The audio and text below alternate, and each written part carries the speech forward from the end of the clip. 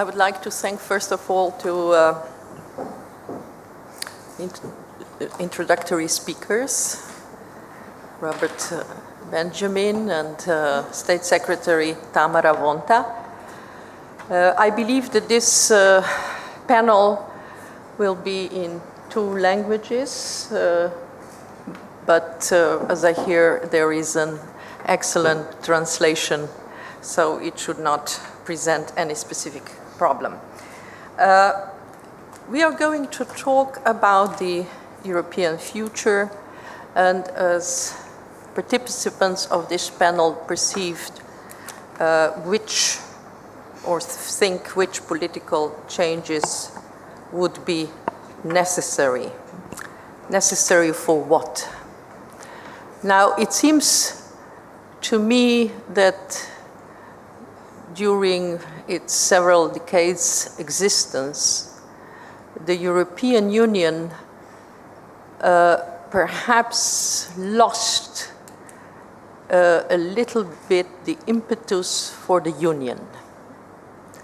Maybe it has been also influenced by the first financial, then also consequently economic and political, one could say, even ethic crisis,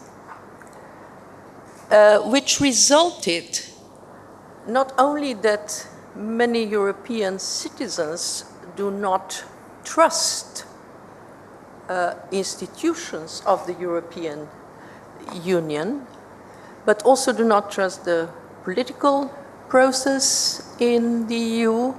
We often talk about the so-called democratic deficit.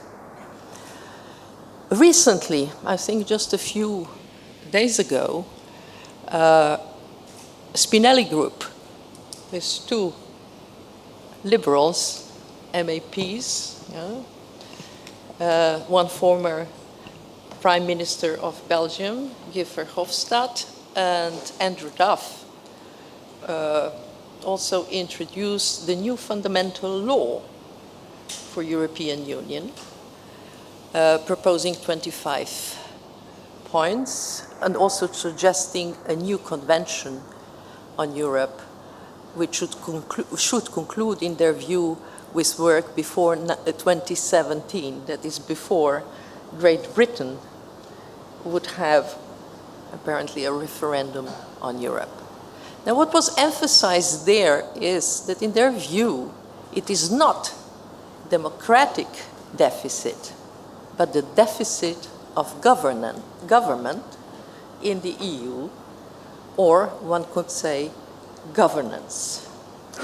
Now, another movement, I believe that we also witness, is the growing Euroscepticism, not only to the institutions, but really a kind of centrifugal forces within the EU from the side of the member states and sometimes their governments.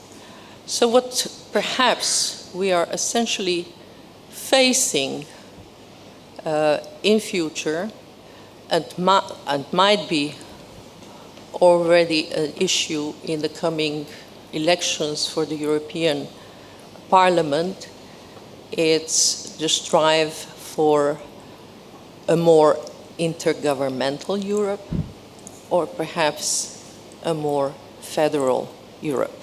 And of course, federalism, I think Giulio will have quite a lot to say on this issue, is very differently understood in the European Union. So perhaps I would start just from this one point, the discussion on European future and what the necessary political changes should be, not only in the sense of its institutional and legal framework, maybe we can also talk about certain policies within the EU. And as it was mentioned, we have here Louise Vis van der Laan, who is the vice president of the ALDE party, is a very known Dutch politician, or former Dutch politician, you say, currently living here in Ljubljana. And she was a member of the European Parliament between 1999 and 2003. Then we shall have Dr. Denis Grac, the president of Naša Stranka from Bosnia and Herzegovina. He holds a PhD in arts, works in a law office, well, that's interesting, and has done research in democracy and human rights. Magister Andreas Krabec, who is a politician and entrepreneur. She presides over the council of one of the liberal political parties in Slovenia, Zares Social Liberals, and is also interested in the field of human rights. And since Ronald Pohoriles from Austria could not come, unfortunately, because what I wanted to ask him, in fact, and what I think many liberals in Europe are interested in, is how they succeeded to come back to the parliament. And maybe it is anyway not redundant to say that one of the parliamentarians is from Carinthia, an Austrian Slovene who succeeded, and Carinthian Slovenians succeeded after 14 years to have a parliamentarian in Austria. And I'm telling this you on the day when it's anniversary of the Carinthian plebiscite, which took place in 1920. So perhaps I ask you first, Lucevice, what is your vision on the future of Europe? What ALDE could do? What are you planning for the European elections? Yes. I'm happy to tell you. So, besides being vice president, one of the jobs that the party has given to me is to chair the manifesto committee, and we've just completed the first draft of the ALDE manifesto. It will be voted at our ALDE party congress in November in London. So we are now kind of getting the amendments. And one of the ambitions that we had as a manifesto committee was to actually see if we could change the narrative on Europe. Now, that may sound a little bit vague, but I want to explain a little bit, because I think you've illustrated very well, Felicita, the growing Euroscepticism. A lot of politicians feel that breathing down their necks, because at the end of the day, if you don't get elected, there's really not much you can do with all these beautiful, wonderful liberal visions. And there is a risk that many parties, including liberal parties, will start singing the same songs as the Eurosceptics in order to get those voters. And then you start going down a slippery slope of course, Euroscepticism, nationalism, xenophobia, and these kind of things. If you feed in that, the general instability after globalization, the fear after the Arab Spring, 9/11, the whole thing, you have a great, I would say almost a perfect storm for extremists to feed on people's fears. And then the question is, what do we put across from that? Now, this general global challenge and this fear in Europe is of course compounded by the fact that Europe has grown organically to some extent, democratically to some extent, into something which most Europeans do not understand, do not recognize, and don't think represents their interests.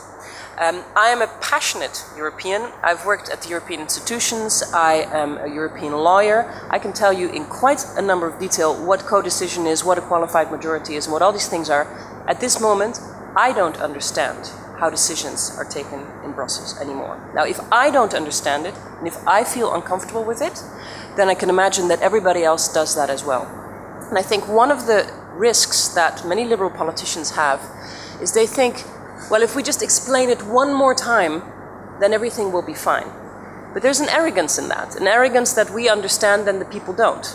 But I think actually the distrust and the fear and the powerlessness which you described that the European citizens have is founded. If you look at the decisions that were taken following the financial crisis, people still don't know if we're in it or out of it. There's a deep sense of injustice that we as taxpayers are bailing out banks who seem to have made mistakes and are still handing out bonuses.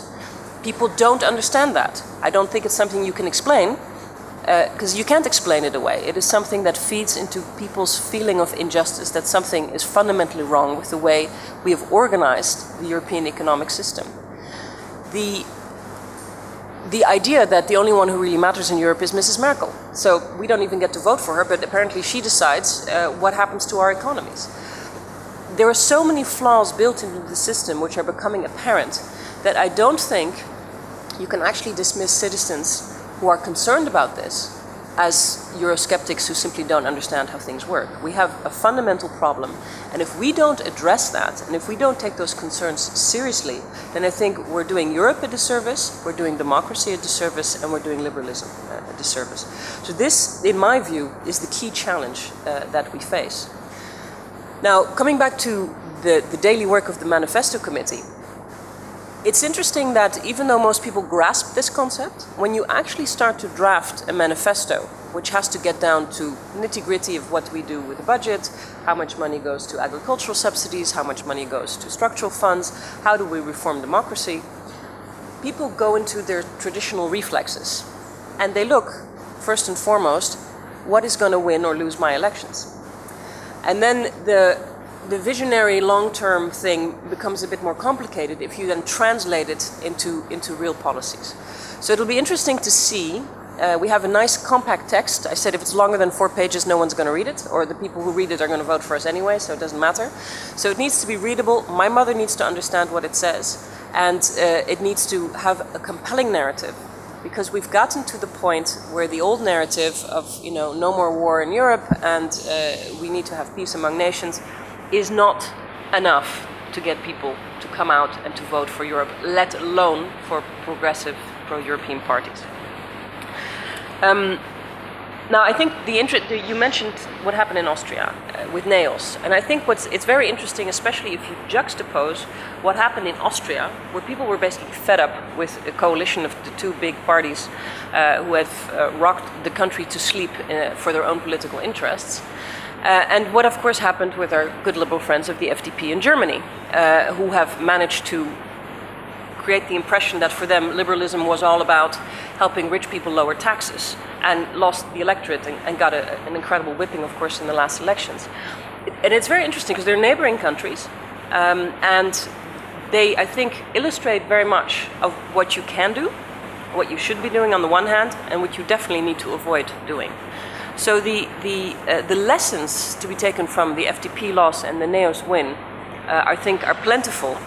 And it leads me to my first kind of ideas about also what the role of political foundations can be in trying to, work against this growing tide of discontent that I see in Europe. One of the things the NEOS people did is to actually go into people's living rooms and talk to them. Now, I do a lot of political work here in the region, and one of the things I find extremely disturbing with politicians here, but I see that in my own country as well, is that when you ask them, when is the last time you spoke to a teacher, a nurse, a policeman, a business person, a self-employed person, and ask them, what can we do as politicians to help you? They don't actually do it. They don't talk to real people. We politicians love to talk to each other. We love to have endless meetings about how to improve education, but you need to have actually teachers in the room who tell you what's happening in the schools before you can come up with good policy recommendations.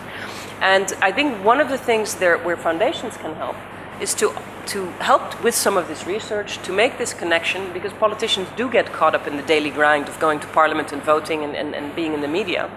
But at the end of the day, politicians need to be in touch with the people that they allege to represent, because part of the disconnect is simply that if you don't personally know these people and don't think they care about what you care about, and don't come up with actual solutions to actual problems that are based in reality, then of course there's going to be a complete disconnect between the citizens and the people who say represent them. The second thing I think where foundations can really help, and this brings me back again to the, so this is what NEOS was doing. And in these, they're like, in America you have this concept of Tupperware parties. You go to someone's house and you sit there and you sell Tupperware. Well, this is about selling politics. You open your house, you invite 20 friends and you say, here's a politician, tell him what you want. And then out of those 20 friends, you ask 5 of them to do the same thing, but then with 20 other people. And you get this domino that spreads, which NEOS did extremely well. This produces issues of substance, ideas from real people on policy change. And I think one of the things that went wrong with the FDP is that they were out of new ideas. They were out of what people really wanted. And I think this is, again, where a fundamental role is for foundations. Most politicians, and I've held elected office for 8 years, it's fascinating, it's a roller coaster ride, but when you're on a roller coaster, you don't have a lot of time to stand back and reflect and look at long-term strategic issues. Foundations can do this. I mean, I was here last year when there was a big conference organized by the same people on basic income. This is a long-term strategic issue which most politicians are afraid to touch until they know that there's going to be enough support. And I think this is one of the things that people underestimate. We always ask politicians to lead us. This is nonsense. Politicians don't lead, they follow. They follow where society is ready. Barack Obama was not in favor of marriage equality until the polling showed that he would win more votes than he would lose. Society was changed by people, by organizations, by activists, and when politicians know that the society is ready for it, then we codify it. There are not many risk takers among politicians. You know, for every Nelson Mandela, you have millions of politicians who wait until we've changed society, and then they're ready to vote on it and not take risks. This is a key role, I think, for political foundations, is to find out where that thinking is going, push it forward, create those societal changes, which makes it basically put the ball in front of the goal and the politician just kicks it in and take a bow before the cameras. That's how we change the planet. I think another great example of the way foundations work is precisely what NDI does. It's one of my favorite organizations.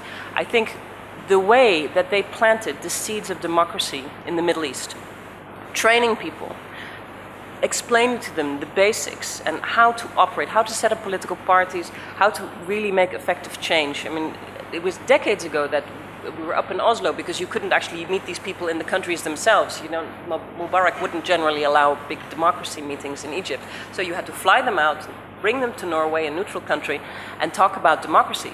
Those same people that NDI trained were on Tahrir Square. Those people are writing the constitution. All those people are all over the Middle East and North Africa fighting for change. And I think that way, this is a key thing that foundations can do. You find the bright lights, I would say, in this darkness, and then you feed them and you make them stronger and you support them. And I hope that we can keep up the support for that.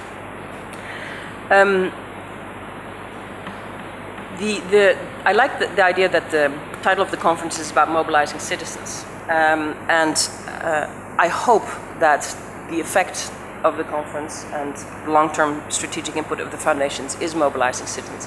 I recommend, by the way, next time we have a hashtag so that we can all tweet and reach the citizens as well. There is. Elf event. Okay, they're good. There we go. Elf event, very good. I will use that from now on in my tweets. You mentioned the concerns about abuse of power, executive power. Power is not an absolute. Power only goes as far until someone pushes back. People feel powerless because they don't know how to push back. And this is, in this region, I think that's even stronger than I found in Northern Europe. To give people the tools to control power, to expose power, to push back power, I think is one of the most powerful things that people can do. It's very difficult when you're a political party to do that, because they say, of course you're in opposition, but you know when you're in power it's going to be exactly the same. I mean, the level of cynicism I've found here in the region since moving here is even worse than in Northern Europe, because people don't even trust themselves to go into politics. They say, oh, if I do that I will become just like them. And it's an interesting concept that people feel that politics is a separate world where you have political parties battling for power, and then once they get there they will distribute the spoils. Whereas politics includes the media, NGOs, activists. This is about parents who are holding their school principal to account. I mean, democracy is something that has to be in every single institution, everywhere. And it's not something which you limit to the guys who happen to be elected to do it. And this political culture is not very deeply ingrained in many, many countries. I had the pleasure of having breakfast with Francis Fukuyama a couple of weeks ago, who wrote this wonderful book about the origins of political order, which explains how many centuries it takes to accept the idea that power is not something absolute, but that it's something that is controlled and that should and could be taken away from you, and everything that it takes. And therefore, it's to be expected that if you're young democracies, if you don't have that tradition, that there's going to be a lot of challenges, and I'm putting that very politely. But we need to make sure that the citizens don't feel powerless, because that feeds into the nationalistic, xenophobic agenda. So mobilizing citizens, feeding politicians strategic advice, talking about substance. I think there's something else that foundations can do, and then I will conclude on that point, which is to also hold political parties and politicians to account. I find that within political families we get a little bit too cozy by not holding ourselves to the standards that we hold the other guys to. And I think that when we see democracy going down the drain in certain countries, and I'm not only talking about within the European Union, whether it's Berlusconi and the freedom of the media in Italy, whether it's what's happening in Hungary, whether it's what's happening in Romania. I mean, obviously, it's a shame that the European Union doesn't even stick to its own standards. It's very difficult to get in, but once you're in, then apparently you can do whatever you like. But we have, in our liberal family, many, many extremely courageous people. Dennis is here at the table, from Serbia, from Macedonia, from other countries in the region, who are trying to fight against regimes, I can only call them regimes, that are corrupt, that are oppressing democracy, that are, you know, it's crony capitalism. There's so much of that going on. And by turning a blind eye to what is happening there, or by saying, well, as long as we have peace in Bosnia, then, you know, let's not worry about the details and the fact that it's basically an ethnically separate state. Oh, as long as Serbia is cooperating with the ICTY, then let's not focus too much. No, we cannot do that. We have to hold everyone to these extremely high standards, whether they're members of our family or whether they're not members of our family. I think the moment we let that slip, and we have let it slip, both in letting countries which were not ready to join the European Union, but also in lowering the standards whenever it suited us politically, that is what undermines faith in Europe. Because that's what people see. And they may not be able to put their finger on it and say, well, of these criteria, this is the one that was missed. No, but they feel that the general standard is slipping because we're not holding people to account.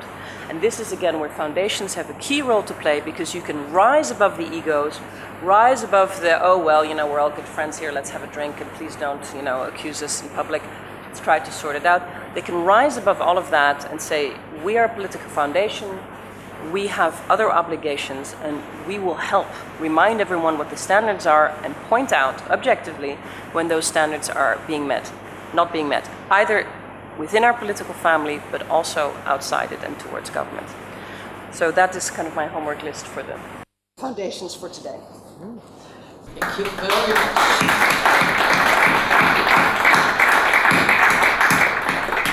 Well, then I would give a word to Dennis, maybe to see what's the face in Europe, in Bosnia and Herzegovina, and are we holding the standard?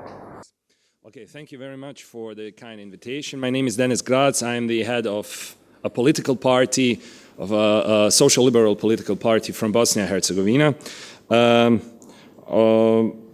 Just a few remarks before I start with the presentation. We are currently, our stronghold is the capital of Sarajevo, where we hold some 8.5%.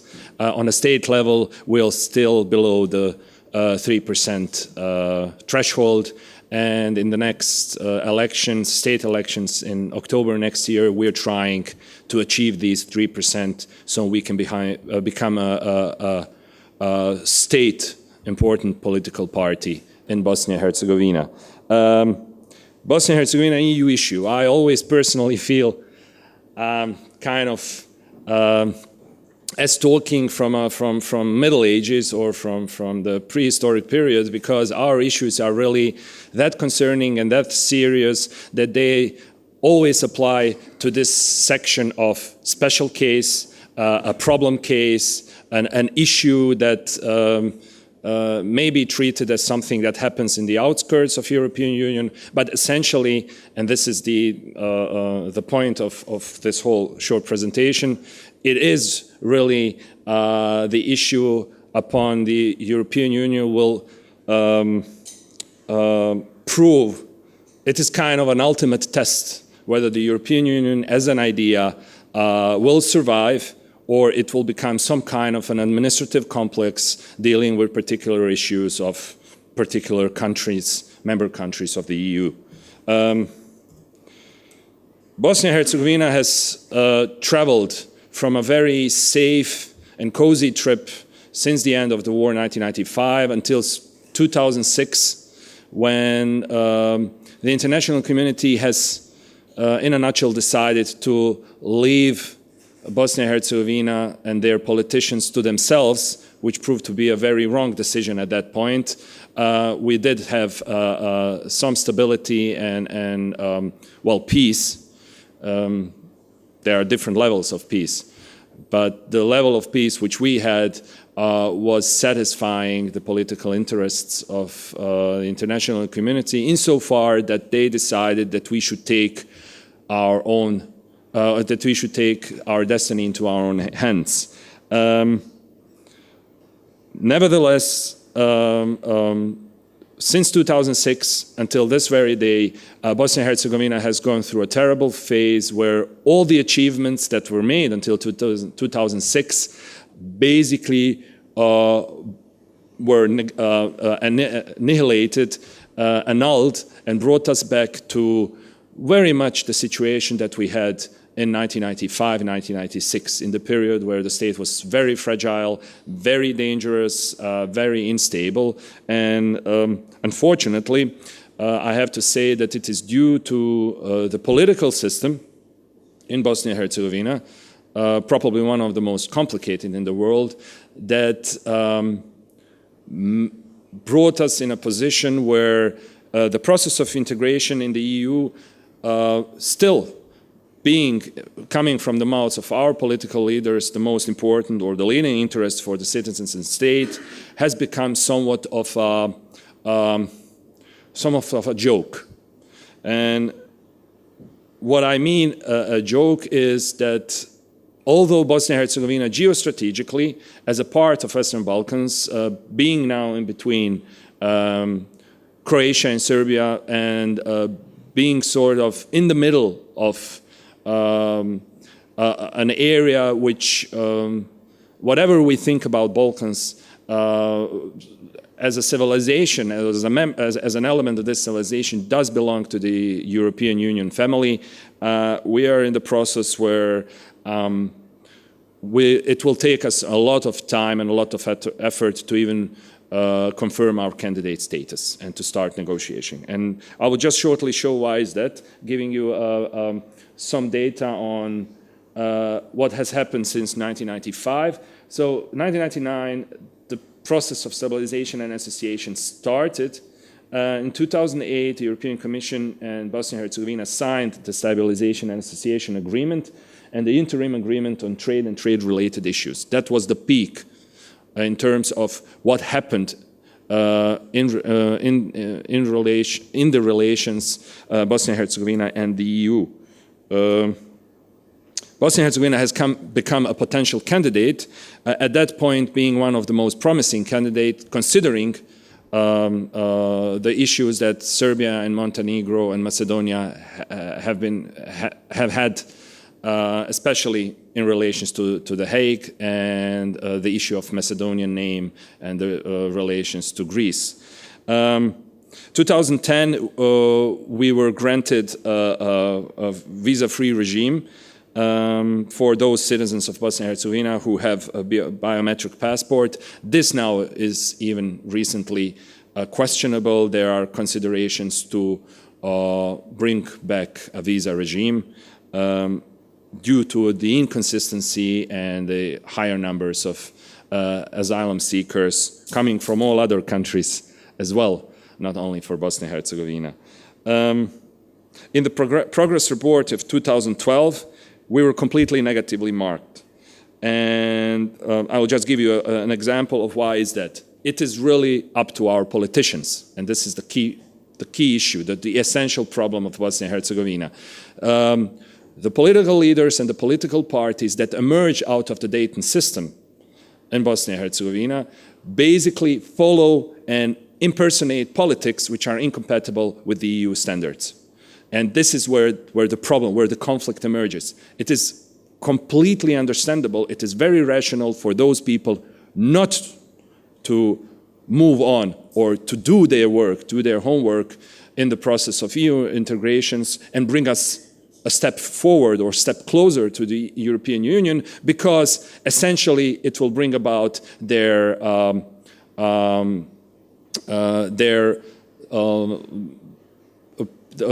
it will bring about their moving away from power. They will lose the power which they now have.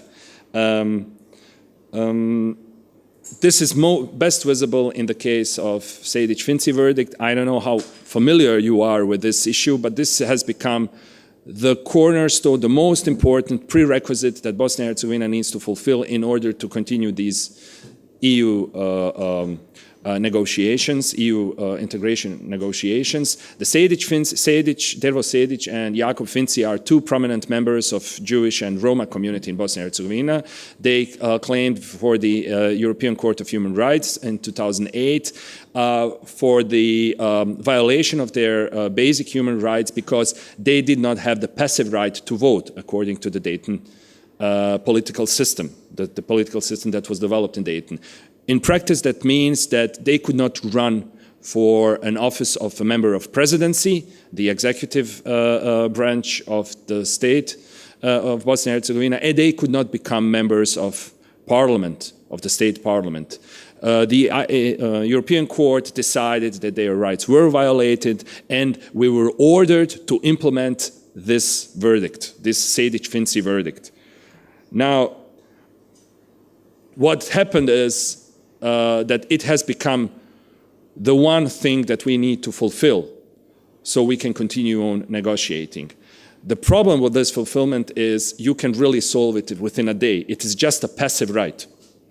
A solution, which would be a solution in the election law, does not necessarily guarantee that these people would be elected as members of minorities. They just should be given the right to be elected. Now, 4 years have passed. The deadline is exactly this day. I don't know. I didn't read the news. I don't know whether they have agreed upon the political leaders of the parties in power, which are usually the political representatives of the ethnic groups of Bosnia and Herzegovina. This is how they perceive themselves and how they are perceived from outside. They could not agree upon this because any kind of agreement will weaken their position in this conflict between citizen-oriented model of Bosnia and Herzegovina and ethno-political model of Bosnia and Herzegovina. And this is where I will come to a huge responsibility of the European Union, and you already mentioned in the last part of your speech what is really at stake. The European Union and their representatives in the case of Bosnia and Herzegovina have acted very responsibly, basically selling themselves short in terms of the values that are inherent in the European Union. If we have a candidate status country that disrespects and that completely discriminates huge elements, huge numbers of its own population on the very basis, I'm not even talking about minorities, I'm talking about the problem that citizens of Bosnia and Herzegovina are being discriminated because they are citizens, or those who do not define themselves as Bosniak, Serbs and Croats. And if the negotiations continue with a country that disrespects the basic values upon which the European Union has been established, then we have a serious problem. And this is also the problem why there is a lack of recognition of importance of EU process integration from Bosnia and Herzegovina to the outside. I see these processes, these negative processes, not only in Bosnia or Serbia, but they're also very visible in Croatia, which has become an EU member.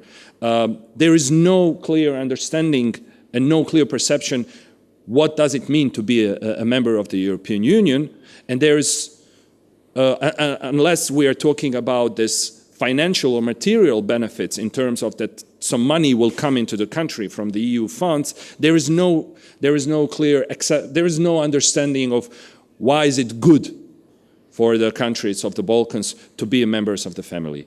And I would conclude with the recommendations that what we can do as politicians and as representatives of citizen-oriented political parties is to really remain strong in the issue of pursuing a political system, even we know that this will not happen in the next 10, 20, 30 years, to really pursue a political system which will guarantee a citizen-based democracy and not an ethnic-based democracy, as we now have in Bosnia and Herzegovina, and to basically encourage the European Union to reinstate the carrot and stick policy, but on clear terms. We should stop talking about EU legislation, about acquis communautaire, about things people don't understand, but we should really start talking about European standards. And I don't mean EU standards, but European standards, standards of Western civilization, of democracy that has built upon itself from the antique times until this very day. If we can achieve to really communicate with people what European standards mean in their households, in their everyday life, then we are on the right path. And I will be happy to answer all your questions regarding Bosnia and the EU. Thank you very much.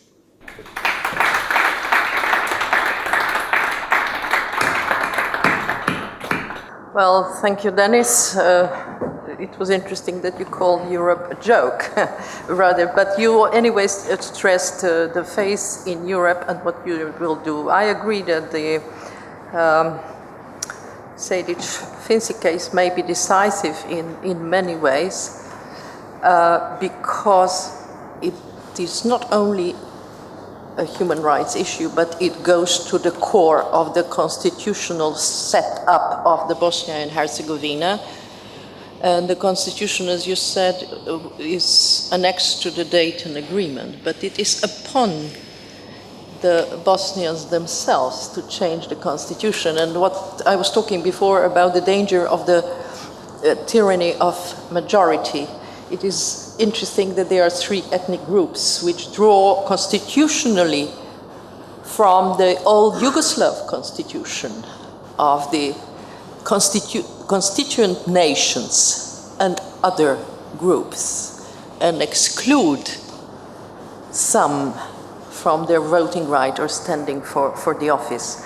So here is really a lot to do for liberals when we talk who is demos and how can we conquer ethnos in this sense. So thank you very much, and I think we will closely follow how these standards will be followed. But now, before I start open maybe the discussion for the audience, and I'm sure you have quite a lot of questions, Andrea, perhaps you will give your view on the future of Europe.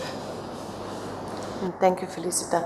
Well, it looks like that this panel is in English language, but still, because we are in Slovenia, and I do believe that Slovene language is one of the most beautiful languages, I will present my speech in Slovene language. Once again, unfortunately, we know that strict austerity, which has been advocated by some European politicians, was not able to find a common solution, and we haven't been able to come out of the crisis. I dare say that this economic crisis in fact deepened with strict austerity. Not only that the economic crisis has deepened, in addition we also have the crisis of political system, and I'm most hurt by the following fact. Namely, we now are also seeing the crisis of our values, our common values.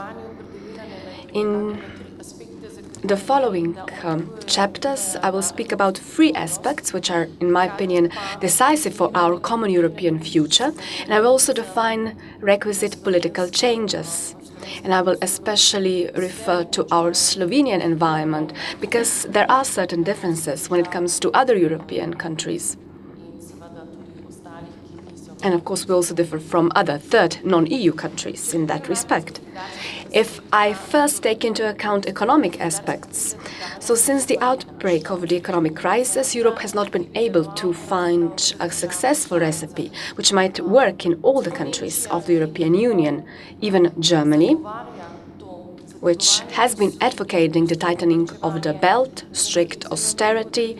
We can also say that ultimately it was seeking solutions for economic problems and didn't act in this spirit. But it also helped big companies in Germany. It also promoted domestic consumption. In this way, Germany was able to preserve jobs. For that reason, I cannot understand this pressure which is being exerted from some EU member states and addressed to other EU member states. They force us to save, to economize, to resort to austerity. We don't have any possibility of slow resolution of the economic crisis because people are desperate in the light of austerity. They don't see any future in this kind of Europe, and in my opinion, this in fact deepens the so-called Euroscepticism on part of EU population. I can also say that I rightly ask myself if perhaps those people who say that we should resort to a different model are in fact those who have all the possibilities to resolve. I think that we should in fact start healthy course of economy. We should focus on the so-called green technologies. And those people also think that we should invest more in knowledge, in training, in education. Ultimately, we should also invest in the quality of life of all Europeans.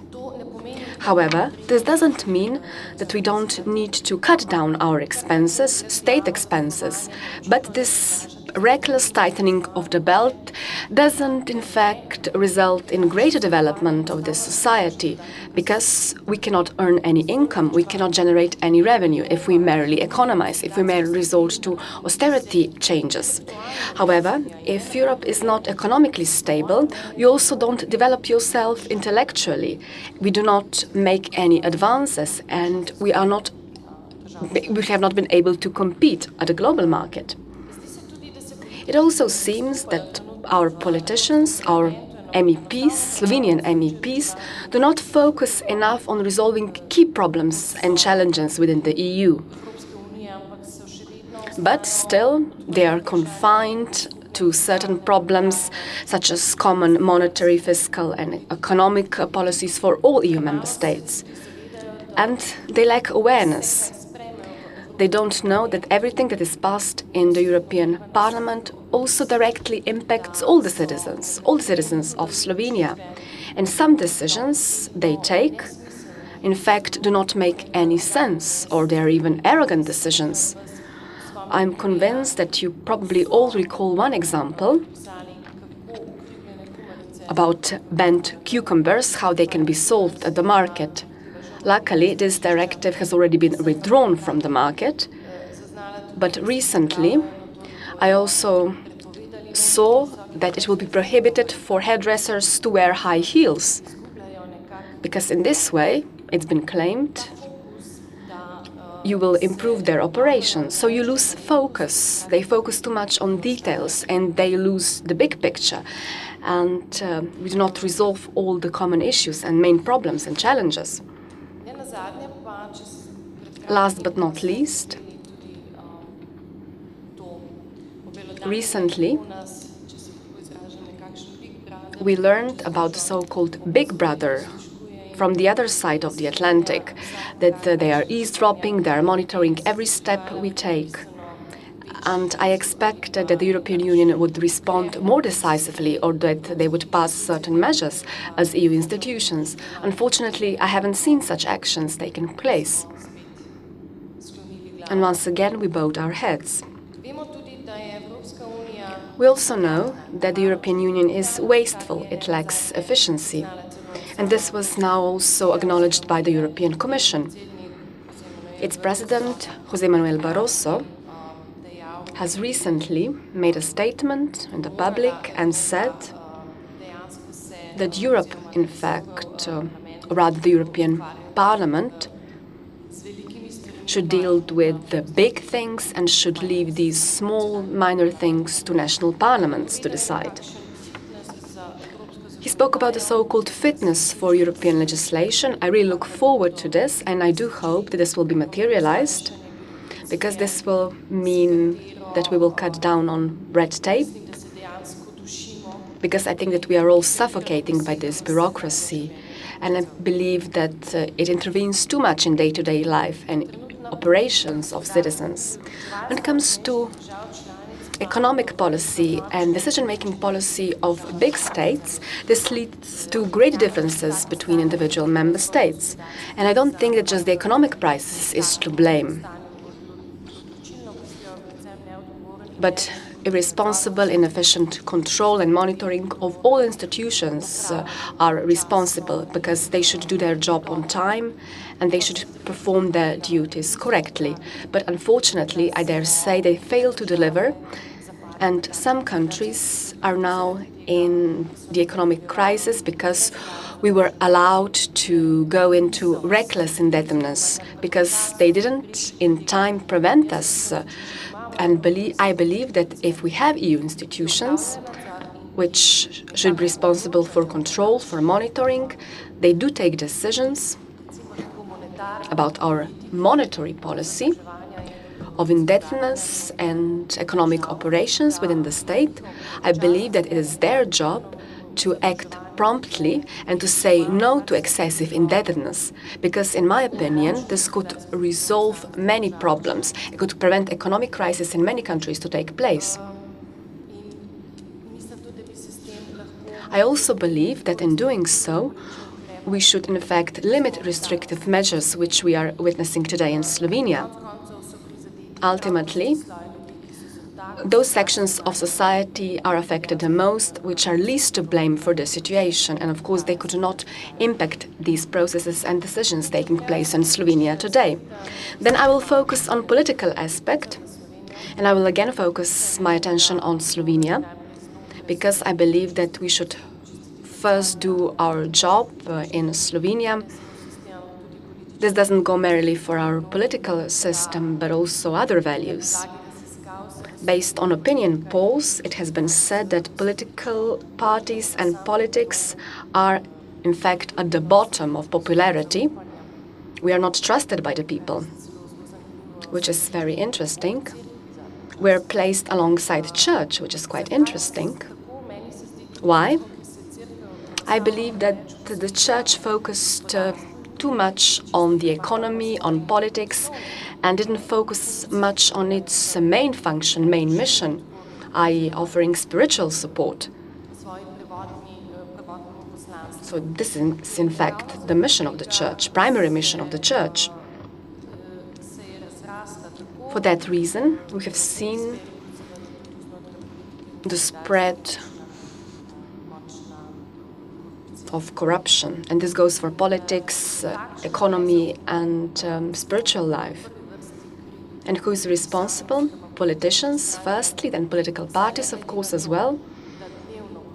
Regardless of the fact that we have been hearing on a day-to-day basis about widespread corruption in politics, we fail to act, we do not distance ourselves from these individuals, we do not criticize them. And in fact, we don't say that these are our fellow men and they should be ousted from political life.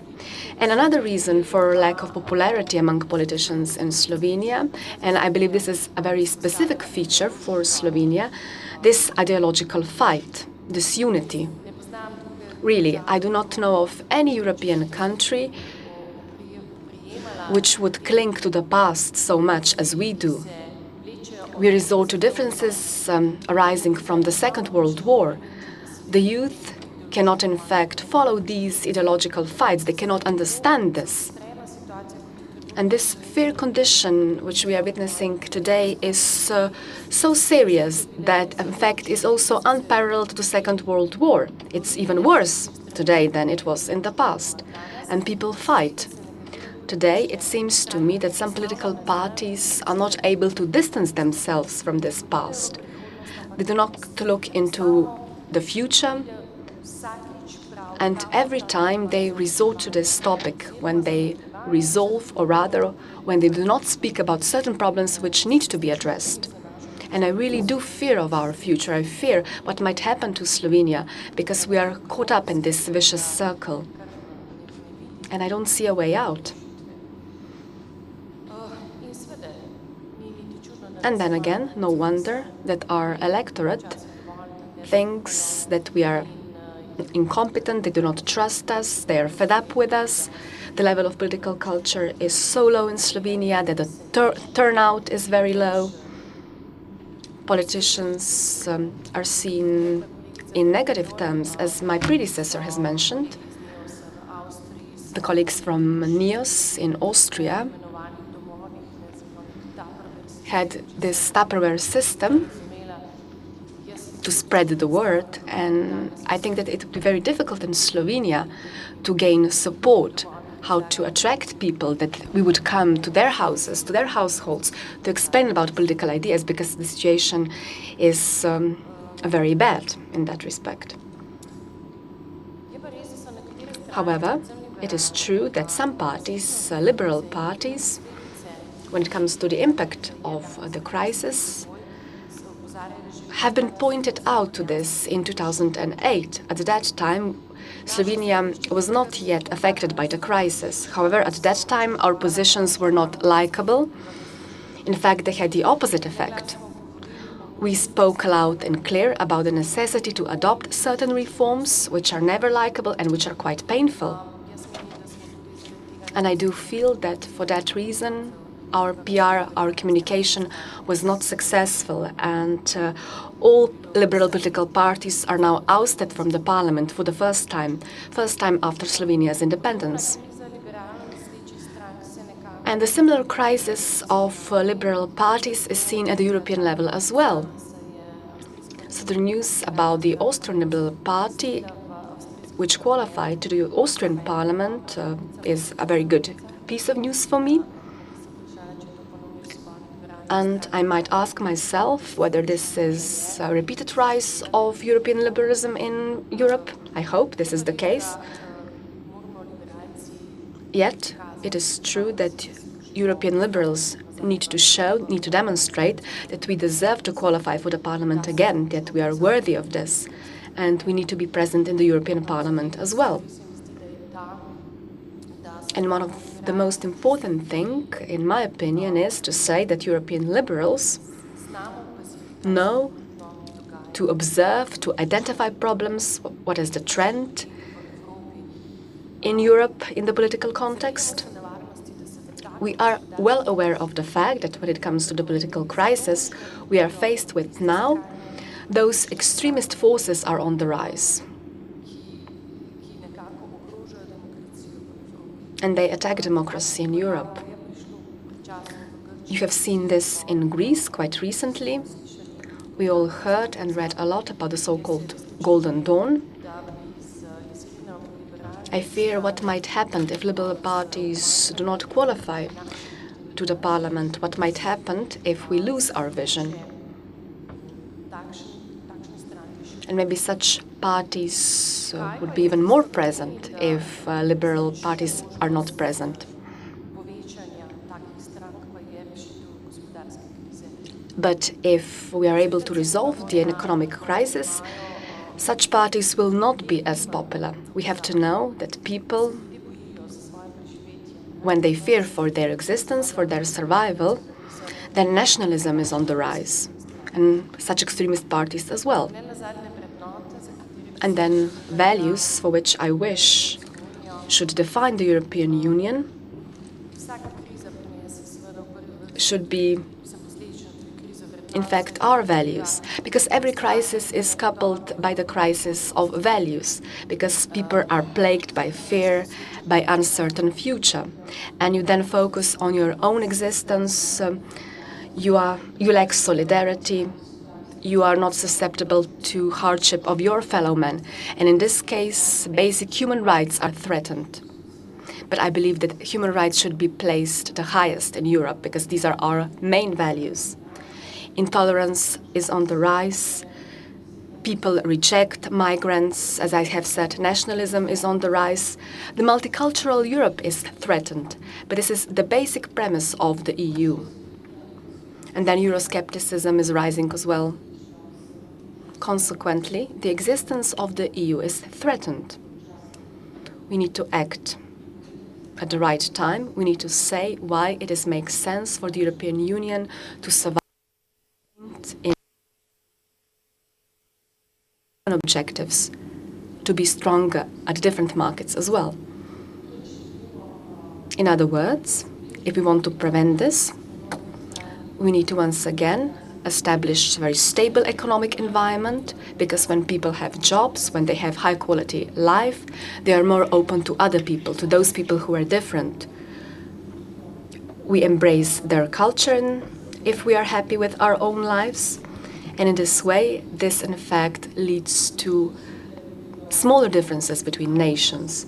I do wish that the mission of the EU is to set up such multicultural environment which should not be threatened by any economic crisis. However, I fear that there is a long way ahead of us in order to achieve this, and we will have to put in a lot of effort to do so.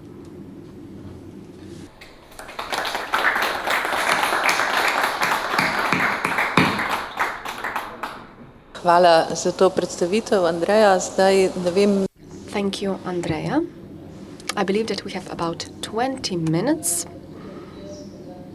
So maybe, before giving the floor to Giulio to reflect on what we have said, I would like to open the floor to the audience to put a question, if there are any questions. One small comment, I mean, I could make hundreds of them, but the hairdressers directive has been withdrawn as well. Just for anyone who thinks we're still looking at the high heels of hairdressers, among the many wise decisions that Barroso, small ones, so the hairdressers directive is off it. So there is a list of such caricaturized or false news on the EU that has been provided by the site of the representation of the European Commission in London, because of course it is in the UK that these legends are usually produced. So if you go to the site of the representation of the EU Commission in London, you will find a huge list of myths about EU bureaucracy and bananas and cucumbers and so on and so on and so on. Can I just say one thing? Because I thought what was very interesting about Andrea's presentation is that it illustrated very well this feeling of Europe has to do this, Europe should prevent us from going into debt, Europe is wasteful, Europe is, but the notion is that we are Europe. You know, we are politicians, we are part of shaping it, we are citizens, we are responsible for all of this. And I'm always afraid that if we allow this notion of Europe being some big monster that unless you shoot it, it takes over your life to persist, then we feed into the general narrative, which makes it very easy for precisely, the Golden Dawns, the people we are worried about, to do that. So I think one of the things that I try to avoid is to talk about Europe and Brussels as some separate entity, but to look at what we can do. And I think that actually, I'm not an expert on Slovenian politics. I think you've made some interesting analysis, about the obsession with World War II and all these other things. But the fact that this country could default on not too long time because of political incompetence is something that you cannot be blamed in any way on Europe. It is something that Slovenian politicians, it's of your own making. And I think this is one of the things that I think the key thing is we need to hold our own politicians and thus ourselves to account. And this is really a key thing to stop feeding into this powerlessness. And I think that you've identified it very well, because in Slovenia it's strong, very strong, and I feel it from everyone I speak to. But the last thing that we should be doing is kind of assert that that indeed is the situation. So I think I saw Frank wanting to come in. Well, I couldn't agree more. The European Union has not been internalized yet here, so we see it's like a kind of external, either pressuring or having a control role. Frank, and then I see another. Yeah. Thank you. I'm Frank van Nil from the Netherlands. I would like to compliment Mr. Dennis Graats with his excellent presentation, which, as a person not knowing very much about the situation in Bosnia-Herzegovina, was very enlightening. And I was wondering whether you could tell me if you see glimmers of hope within just ordinary people in Bosnia-Herzegovina that will promote this sense of citizenship, which I totally agree with is needed. Thank you. Thank you very much for the question. Actually, there are a lot of glimpses of hope. I can give you an example. We are now in the process of census. For the first time after, well, since the last census was 1991, so we are really due to do that. And there are political movements of which the most prominent is Equality, Jednakost. They are trying to bring down the Dayton ethnopolis from within by promoting a campaign where people in Bosnia and Herzegovina should declare themselves only as Bosnians, or should not comply with the question, what's your ethnic/national background? Now, no, not Bosniak Croatian, not the members of three, Bosanac, like a citizen of Bosnia and Herzegovina.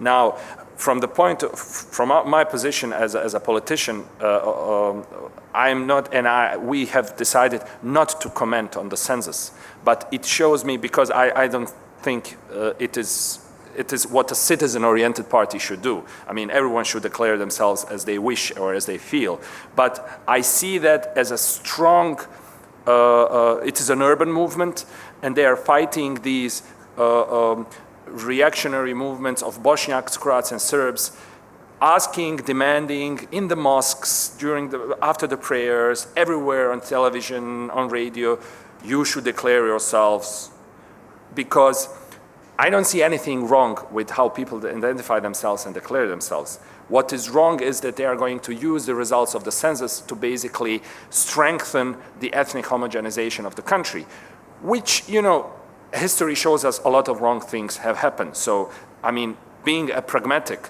person, you could even overcome that. But if they will claim, now we are 9% or 10% of people who do not want to be the members of the big three groups, the so-called constituent peoples, and we are rightless. Now, how is this working out? Because you have a large population which has no individually guaranteed rights, and they are trying to fight the system from within. Now, obviously, the parties such as Naša stranka, but also other parties, we are very fragmented and small.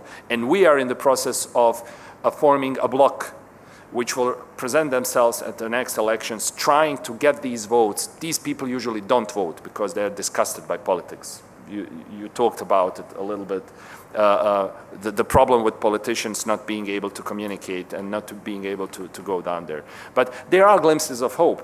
The only problem I see is if we, you always open the can from the outside. If we don't get that level of commitment and support from the international community, really supporting, I'm not saying those parties, but those ideas which are at stake in the Balkans, because it is the ultimate test. And it's not only the Balkans, it is really the issue of how you are going to treat Hungary and what is going on in Hungary, and how are you going to treat the candidacy of the Turkey. These are the issues upon which the European Union will prove itself to be a political project and not only an economic one.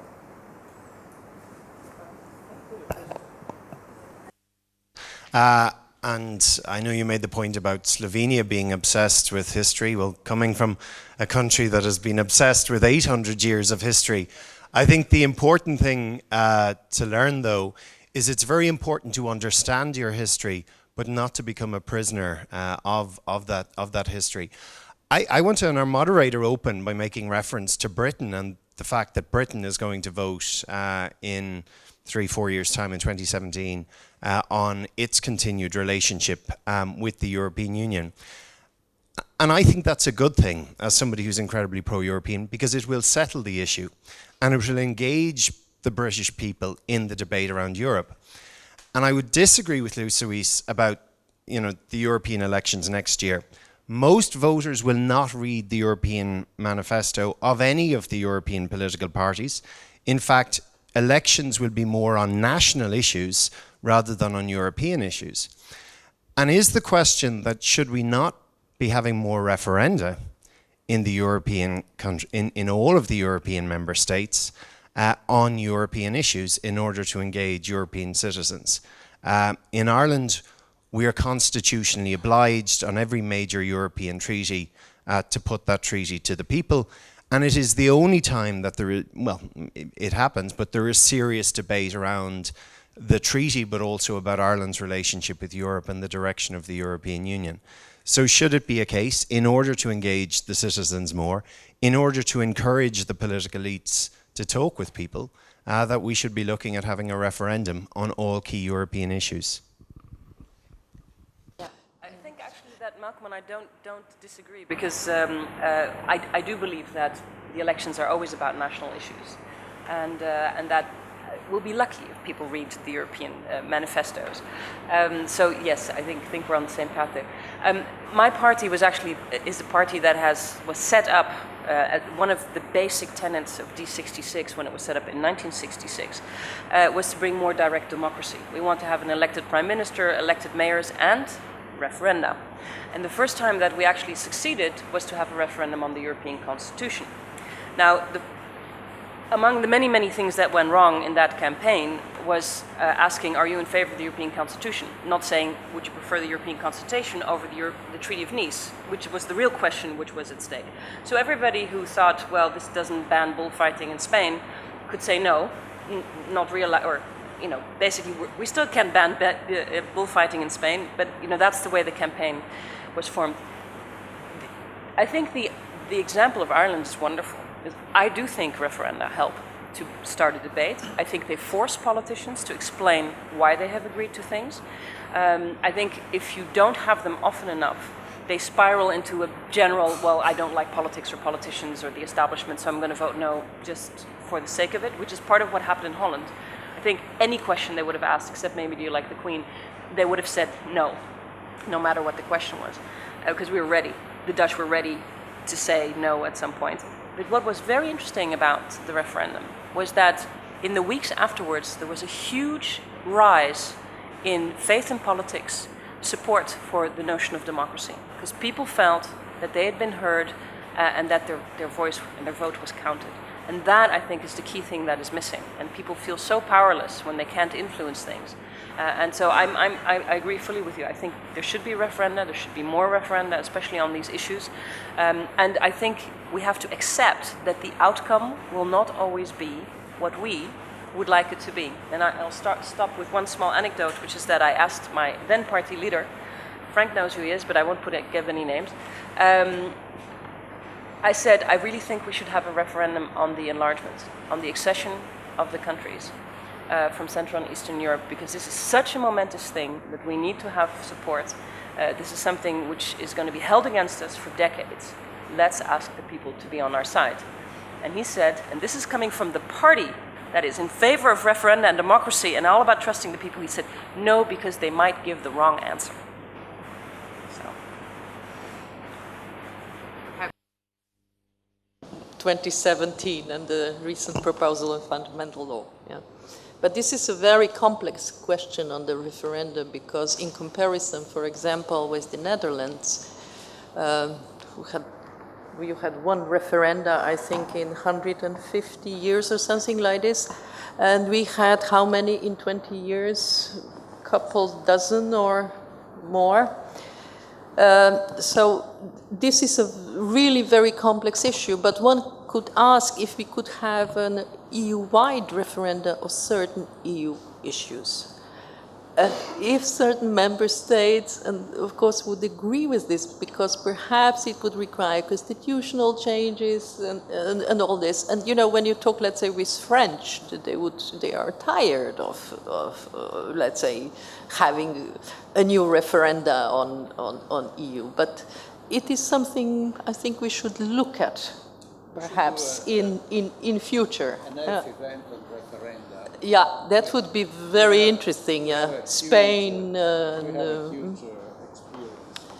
Yeah, yeah. So. I had a question okay. for Bosnian friend. I remember that in former Yugoslavia there was the possibility of defining oneself in the censuses, and you were not obliged to give a number of limited answers. So I remember that, for example, in Istria, a lot of people defined themselves as Istrians, some of them even as Martians. Is there a possibility like that in Bosnia? Fortunately, the form that is now being used for the census is not in accordance with the standards, with the recommendations of the EU. There is a possibility, well, the form looks like ethnic/national, which is already disturbing and wrong, because the concept of nationality as perceived according to the international law, or as understood, as defined, is not what people actually get there. National, exactly, narodni. And first, people are not educated to understand the difference, and then there are pre-given answers, which is already wrong. Bosniak, Croat, Serb does not declare herself or himself as the fourth answer, and then there is a line which you can put a Martian or a Hobbit or whatever. But the problem is that these 18,000 people who are organized, who are basically doing the questionnaire, they're not, I don't think that they're educated enough, prepared enough to really, I mean, they usually say, I was just being, a girl came to my house and did the census, and she just told me, according to Article 12, I'm not allowed to tell you anything how you're going to answer this, and then she just asked me and gave me the answers to pick. And I told her, well, you should not tell me the answers. I should, and then, you know, stuff like that. And it will be very controversial, and the results will be very controversial because they will be contested. They even, it costs us some 25 million euros. The census, they take the materials to their homes because the yards where they will put them are not prepared, were not prepared. So stuff like that. But this formulaire is a disaster. Nevertheless, I'm more happy to have a census now than to try to invent economic policies, which is our biggest problem, wrong economy, bad economy, and unemployment on the basis of estimates. So. We still have a few minutes, so I will take two questions still. Rob, and then, yeah. Thank you very much for the really interesting discussion. I want to turn on to the distinction between ethno-national politics and civic politics, as seen from the Balkans region, and bring in the European Union and liberalism in the same breath to say that the European project, the integration project in many respects, it seems to me anyway, very much is about liberal values. It is about that citizenship state. When you walk around the countries that aspire to membership, what you hear from the EU ambassadors, what you hear from Stefan Füle, what you hear from Brussels is the individual, the citizen. It's a values-based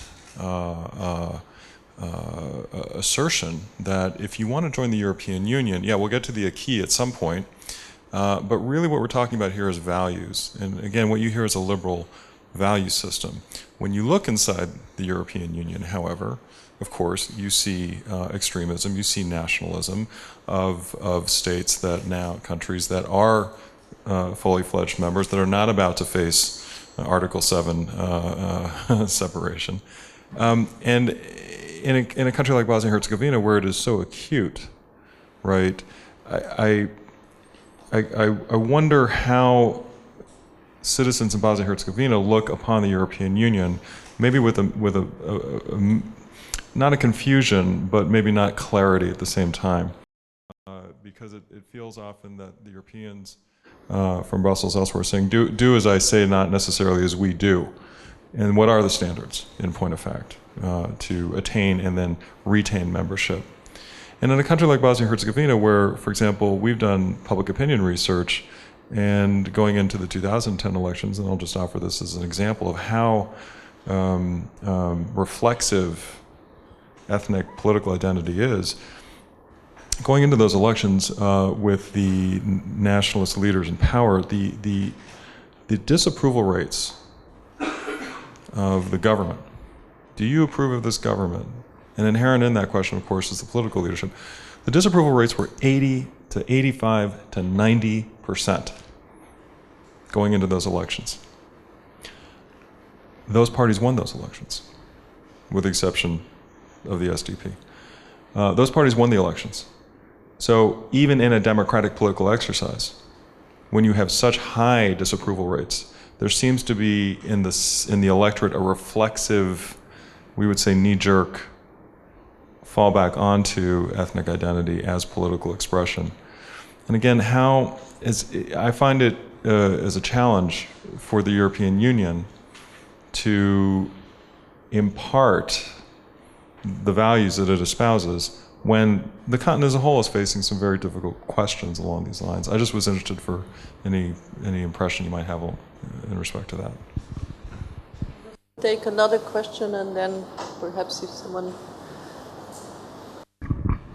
Yes, thank you. My name is Mateusz Matic. I'm here from Slovenia. I'd like to thank the entire panel for your very interesting comments, but my question is primarily for Ms. van der Laan, or the panel in general, if you want. You mentioned the disconnect between the European citizens and the Union as such. Personally, I would call it alienation, in the sense that the European Union for them exists or begins and ends at the national borders and doesn't exist in its own right as either a political system, yet alone a polity. Now my question is, looking at the work of political foundations, or perhaps the LEF more generally, or ALDE, how would you think such currently political or semi-political or civil society entities could help engage those citizens to enter this political area that is currently yet uninhabited,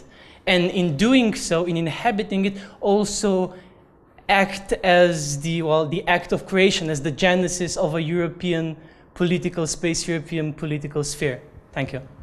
The first thing, very practically, I would say is I would invite you to become an individual member of the ALDE party, because we are in anticipation of having European lists. We have said that not only can parties join the ALDE party, but individual people as well. And we have around 200, 300 members now. No, yeah, you're right, it's probably a little bit more by now.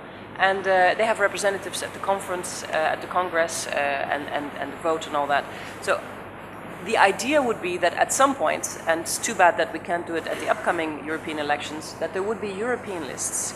Lists whereby a Portuguese person would be able to vote for me, and a Croatian person would be able to vote for Andrea, you know, these kind of things, because it doesn't make any sense to still think along these national boundaries.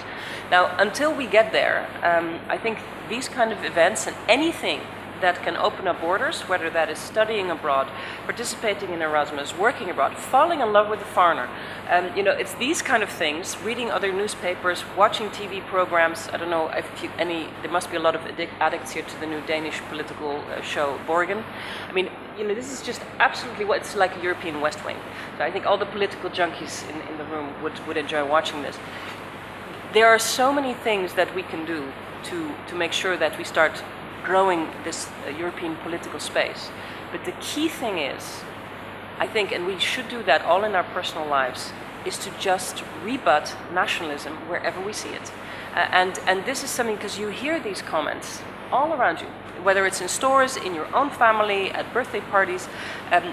the national reflex, the blaming Brussels reflex, the going along with this narrative, which is feeding into this new political idea that it's all Brussels' fault and that we're not in control. That can only be countered if we all do that together. And that has to be done on a daily basis, and whether you're writing letters to the newspaper or speaking out in your political party, or educating your parents because they're still thinking in a certain way. This is only something that we can do together. We cannot expect some kind of PR machine in Brussels to do this. I mean, they've tried for 50 years, but it has failed. It's our Europe. We build it. We have to make sure it works well, and we are also responsible for defending it. Well, if I could add, the way I envisage the political foundation, specifically on the European level, could assist European citizens in opening up the political space. It is perhaps a long-term vision of the structural changes as well of the European Union. When I started to talk about demos, there is no common demos in European Union, as we know. And in the long term, I think we should tackle this issue. We have, let's say, decisions of the German Constitutional Court, but if it will come to a new convention, perhaps even to another attempt for a constitution, perhaps even tackling the issue of the referenda, there should be a space and an opportunity to open up the question of European citizenship. Again, I think that the previous convention was not courageous enough to tackle this issue, because it's then forming really a step forward towards political unity, towards constitution of the European polity and European demos, which should be, in my view, based on the values of the European Union, which essentially are liberal values, based on the individual right. And as for Bosnia and Herzegovina and the faith in the standard and the European Union, I would suggest, sometimes doing some research, even in ethnic censuses, scrap it. International statistical recommendations do not talk about ethnic censuses. Usually it's the war of numbers that often does not bring something good. Even if it is argued that states use ethnic censuses for the betterment of their population, like, for example, in case of Roma, that their social and economic position would change and so on. I would suggest that as a Liberal Party, you go straight to this question as well. I'm sorry if I had now the We're into the coffee time, last but he hasn't said anything yet. Yes, Giulio, I'm so sorry I invited you, but I think we have to stop now. Yeah. Talk to you during coffee. Yeah. No.